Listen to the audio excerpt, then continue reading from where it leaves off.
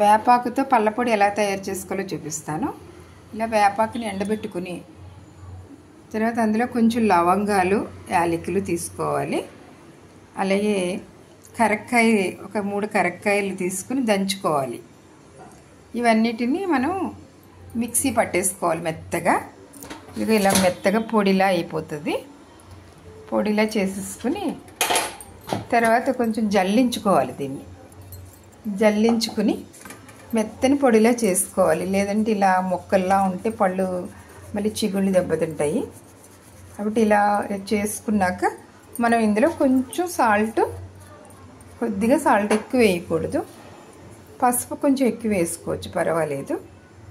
పసుపు కొంచెం ఎక్కువ వేసుకుని ఇవన్నిటిని శుభ్రంగా కలుపుకొని ఒక చిన్న డబ్బాలో పెట్టుకుని మన బాత్రూమ్ దగ్గరలో బ్రష్ చేసుకునే దగ్గర పెట్టుకోవాలి. మార్నింగ్ లేచిన వెంటనే మనం కొంచెం పళ్ళపొడి తీసుకుని పళ్ళుని క్లీన్ చేసేసుకోవాలి అన్నమాట. క్లీన్ చేసుకుని మనం తర్వాత వాటర్ తాగేసి, ఎలాగో అందరూ వాటర్ తాగుతున్నారు, ఇప్పుడు వాటర్ తాగి తర్వాత మనం తర్వాత బ్రష్ చేసుకోవచ్చు. కొందరికి ఏంటంటే దీంతోనే ఇలా ఉండటం ఇష్టం ఉండదు, కాబట్టి బ్రష్ కొంచెం తక్కువ పేస్ట్ వాడటం మంచిది. వాడుకుంటే ఇవి చిగుళ్ళు గట్టి పడతాయి.